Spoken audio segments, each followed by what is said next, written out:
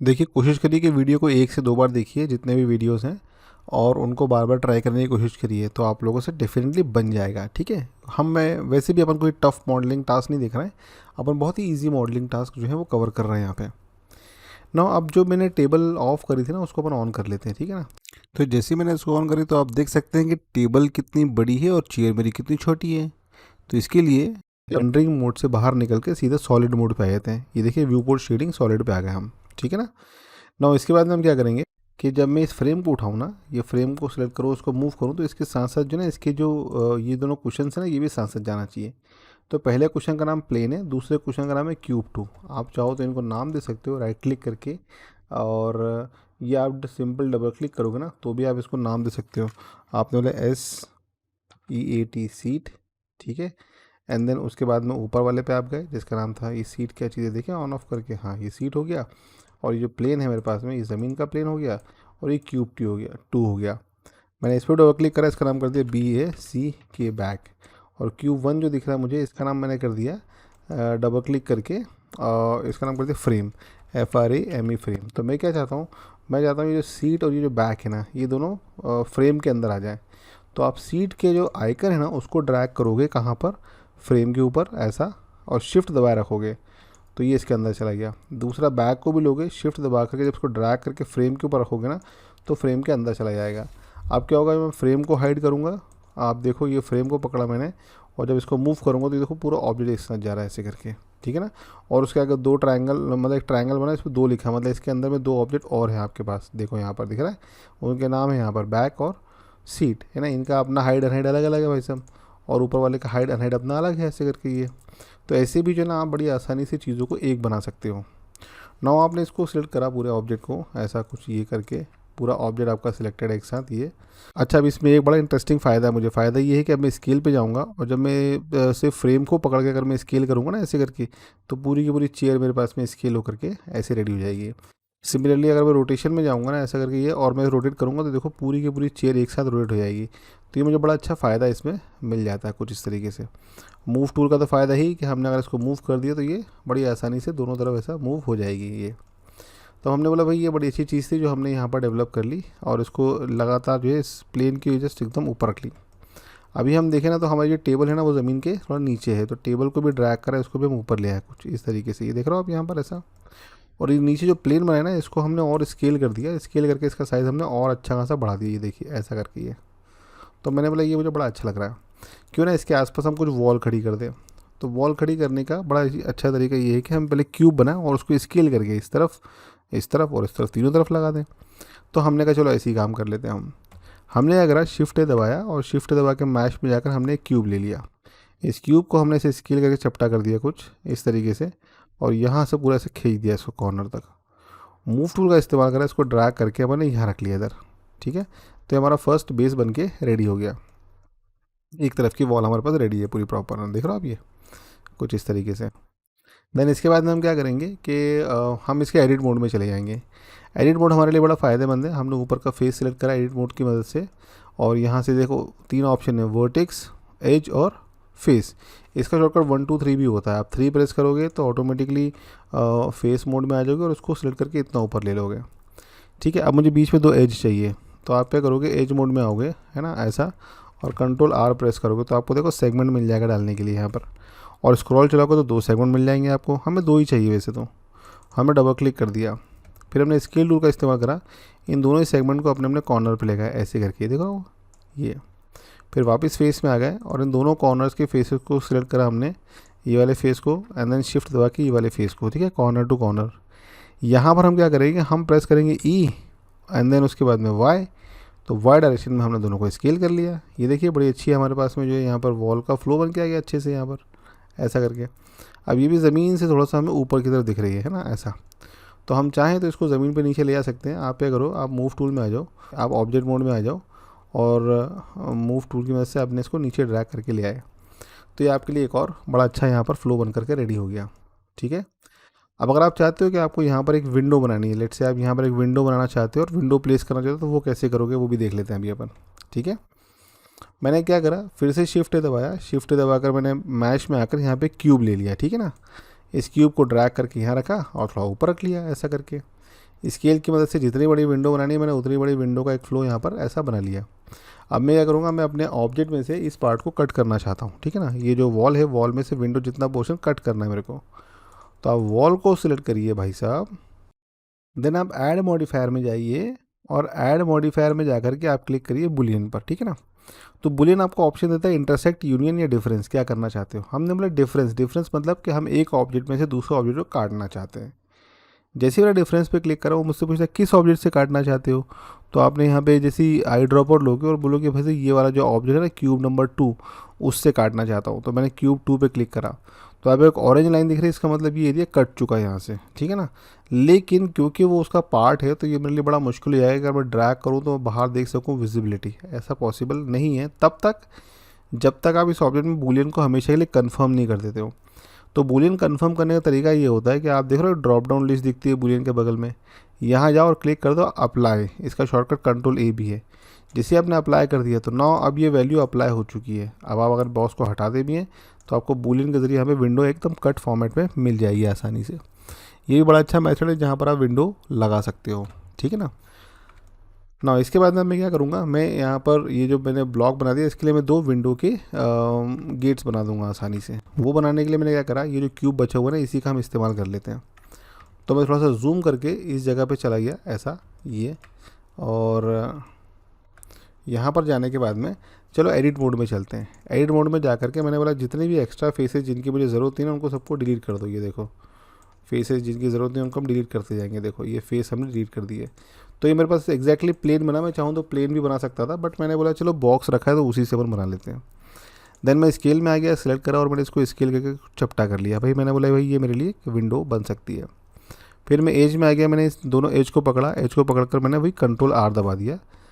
Sorry हाँ, control are के बाद में मैंने यहाँ पर 2 एज ले ली, ठीक है ना। कैसे, सेलेक्ट कंट्रोल आर और 2 एज डाल दिया ऐसे करके, ठीक है ना। अब मैं कंट्रोल आर 2 एज डालने के बाद मैं फेसेस में आ गया वापस, और फेसेस में आकर मैंने तीनों के तीनों फेसेस ले लिए। मैं इसको विंडो की तरह खाली करना चाहता हूँ, ठीक है ना। वो करने के लिए मैं क्या करूँगा, पहले इसकी एक डुप्लीकेट कॉपी निकाल लूँगा। डुप्लीकेट कॉपी ऑब्जेक्ट मोड में चलो, और ऑब्जेक्ट मोड में जाने के बाद आप बस इतना करो कि इसको शिफ्ट डी दबा दो, ठीक है ना ऐसा। तो शिफ्ट डी से आपको यहाँ पर एक और कॉपी मिल जाएगी। डायरेक्शन में मूव करना तो एक्स दबा ना, आप उस डायरेक्शन में मूव कर सकते हो। 2 कॉपी लेने के पीछे का रीज़न है, मैं आपको बताता हूँ क्या है। पहली वाली कॉपी ली मैंने और मैं चला गया एडिट मोड में, और मैंने बोला यहाँ पर इसके 3 फेसेस हैं, ठीक है ना। इन तीनों फेसेस को लिया, मैंने प्रेस करा आई, ठीक है ना। आई प्रेस करके मैं इसको इंसर्ट कर पाऊँगा, दिख रहा है आपको ये ऐसा, ये इंसर्ट हो गया। और एक और आई प्रेस करूँगा तो मैं इसको अलग अलग इंसर्ट कर पाऊँगा। 2 बार आई प्रेस करना है कीबोर्ड पे, ठीक है ना ऐसा। और जो बीच का फेस है उसको मैं डिलीट कर दूँगा, डिलीट फेसेस। अब जो बचे हुए फेस है उन सबको सिलेक्ट करके मैं ई प्रेस करके एक्सट्रूड कर दूँगा। ये देखो बड़ी अच्छी मेरे पास में विंडो बन गई, ठीक है ना। अब इसको कांच से कवर करने के लिए मैंने प्रीवियसली जो एक कॉपी निकाली थी ना, ये कॉपी, इस कॉपी को लिया, इसको ड्रैग करके, सॉरी इस कॉपी को लिया, इसको वापस ड्रैग करके इसके साथ अंदर रख दो, ठीक है ना। दोनों को अगर ज्वाइन करके एक बनाना है तो आप दोनों को सिलेक्ट करो, आप ऐड में जाओ, सॉरी ऑब्जेक्ट में जाओ, आप देखो यहाँ पे ज्वाइन का ऑप्शन है कंट्रोल जे, इससे ये सिंगल ऑब्जेक्ट बन जाएगा, ठीक है ना। तो एक बार सिंगल ऑब्जेक्ट बन गया हमारे लिए, तो हमारे लिए बड़ा फ़ायदा है कि भाई हमने यहाँ पर एक बड़ी अच्छी विंडो का फ्लो रेडी कर लिया ऐसा। अब मुझे जो ना इसका जो एंकर पॉइंट है वो बिल्कुल एज के कॉर्नर पे लेकर के आना है। कहाँ पर, इधर कहीं पर, ये एज का जो कॉर्नर है ना यहाँ पर, इधर लेके आना है मुझे। तो वो मैं कैसे करता हूँ उसकी भी आप प्रोसेस समझ लो, बड़ी अच्छी और मज़ेदार प्रोसेस है भाई साहब ऐसा। आप क्या करो, आप एडिट मोड में जाओ। वैसे तो एडिट मोड में जाके आपने इस एज को पकड़ा, सबसे पहले एज कहाँ है भाई अपनी, ये एज, और इस एज से मैंने ये वाली एज को पकड़ा। मैं चाहता हूँ मेरा ऑब्जेक्ट जो ना विंडो में एंकर पॉइंट यहाँ पे आ जाए, जिसके अकॉर्डिंग मैं ऑब्जेक्ट को रोटेट कर सकूँ। फिलहाल अभी क्या है ना कि अगर मैं उस ऑब्जेक्ट को रोटेट करना चाहूँगा ना तो ये पॉइंट दिख रहा है, यहाँ से ऑब्जेक्ट मेरा रोटेट हो जाएगा इस तरीके से। देखो रोटेशन ये, और ये कोई विंडो खोलने का प्रॉपर तरीका नहीं होता है।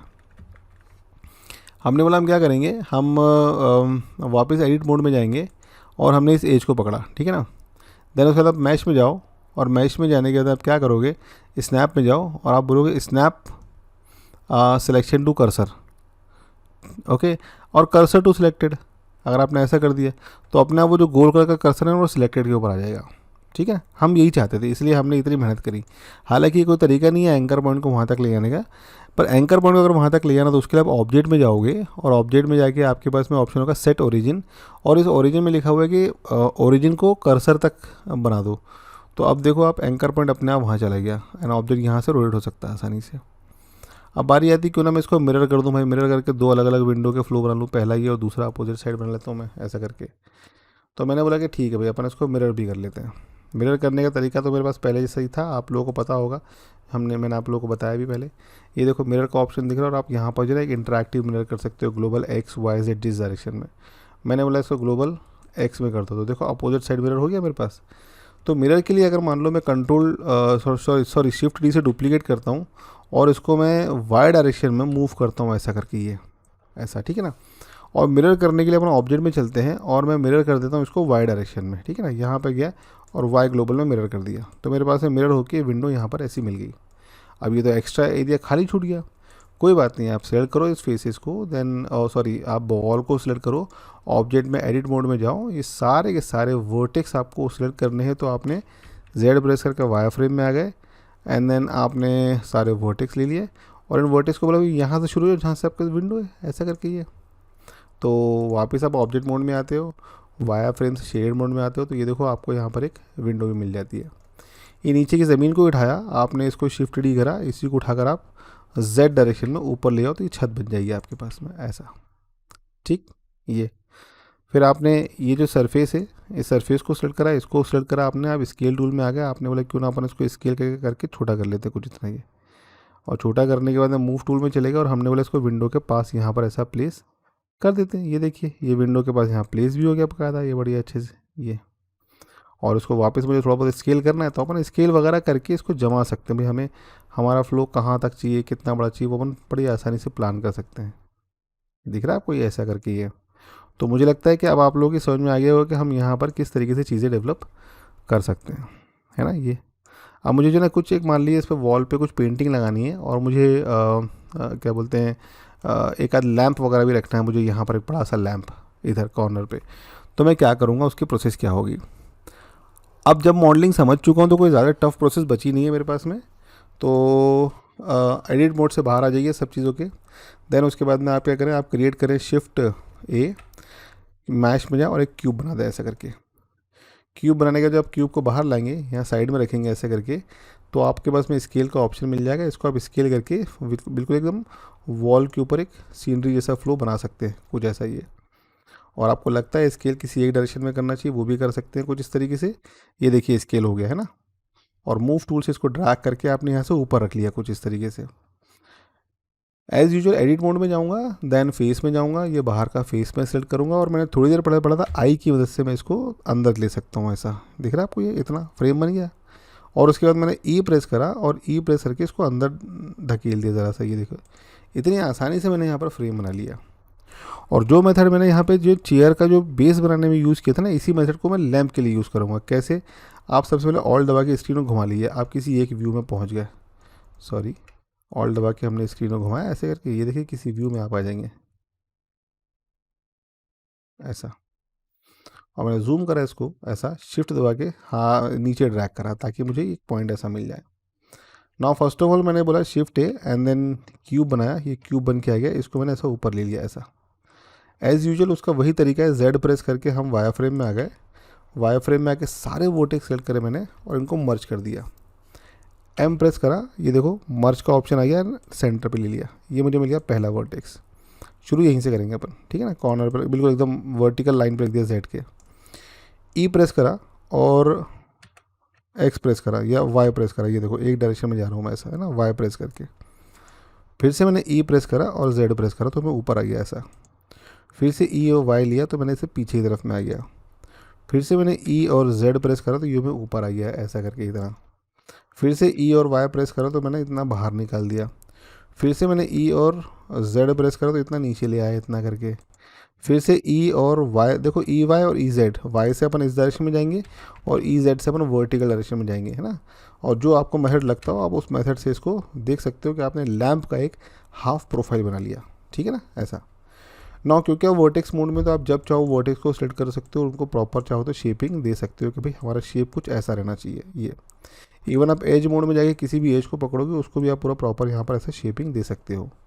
वर्टेक्स मोड में जाके एक एक वर्टेक्स के साथ में आप मैनुअली काम कर सकते हो कि उसका फ्लो मेरा कैसा होना चाहिए, लगभग ही लाइक दिस ये ऐसा करके ये। तो मैंने बोला भाई ये मैंने एक बड़ा ही अच्छा फ्लो यहाँ पर डेवलप कर लिया, देख रहा हो अब ये ऐसा कुछ ये। जब भी आपका शेप रेडी हो जाए ना, तो आप उसके बाद क्या कर सकते हैं, आप मिडिल माउस बटन प्रेस करके आप इसको पर्सपेक्टिव में आ जाइए। यहाँ आने के बाद ऐड मॉडिफायर में जाइए। ऐड मॉडिफायर में सिर्फ यहाँ पे स्क्रू नाम से एक ऑप्शन है, ये देखिए रोटेट होकर आपके लिए बड़ी अच्छी यहाँ पर लैंप बन गया। आप इसको ड्रैग करके नीचे लाइए, पर उसके लिए मैं सजेस्ट करूँगा कि बड़े आराम से जो ना फ्रंट व्यू से या ऑल्ट प्रेस करके पहले आप व्यू अपना मॉडिफाई कर लिए ऐसा, फिर ड्रैग करके नीचे ले आइए और कॉर्नर में ले आइए ऐसा करके हो। और उसके बाद में फिर से ऑल्ट प्रेस करके आपने व्यू पोर्ट को ड्रैग करा कुछ ऐसा ये और शिफ्ट दबा के आप यहाँ पर आ गए जूम करके ऐसा, और उसको आपने कॉर्नर में रख लिया कुछ इस तरीके से। स्केल टूल की मदद से आपने इसको स्केल करा और स्केल करके बहुत छोटा कर लिया कुछ इसको, ये देखिए कॉर्नर से इतना छोटा ही जितना भी आपको चाहिए। अब जब आप इधर आएंगे पर्सपेक्टिव में और शिफ्ट दबा के देखेंगे तो आपको यहाँ पे बड़ा ही अच्छा एक लैंप मिल जाएगा। अगर आपको सरफेस के हिसाब से लैंप को मॉडिफाई करना है ना, वो भी कर सकते हो, बट उसके लिए पहले Z दबाओ एंड देन आप आ जाओ अपना सॉलिड मोड में ऐसा करके ये। तो सॉलिड मोड में आने के बाद आप क्या मिलेगा, आपको लैंप रखा हुआ मिल जाएगा। सरफेस को सिलेक्ट करिए, सिलेक्ट करके आप क्या करिए, ऑब्जेक्ट मोड की जगह एडिट मोड में आ जाइए। एडिट मोड में आप क्या कर सकते हो, वर्टेक्स को ऊपर नीचे कर सकते हो कुछ जितना भी आपको लैंप का फ्लो चाहिए। देन आप इन दोनों वर्टेक्स को भी पकड़ के जैसा चाहो ना ऐसे जूम करके इसको पतला कर सकते हो। रॉड को अगर आपको पतला रखना तो आप यही भी कर सकते हो। बेस को कम करना है, बेस को भी आप कम कर सकते हो कुछ इस तरीके से। तो ये आप बड़ी अच्छे तरीके से जो है ना इसको मॉडिफाई कर सकते हो, सिर्फ और सिर्फ उस वर्टेक्स को जो आपने शुरू में बनाया था। क्योंकि एडिट मोड के ऊपर ऑब्जेक्ट मोड पे आने के बाद आपने जो ना यहाँ पे स्क्रू लगा रखा, तो स्क्रू ऊपर से ही काम करेगा इस पर ना।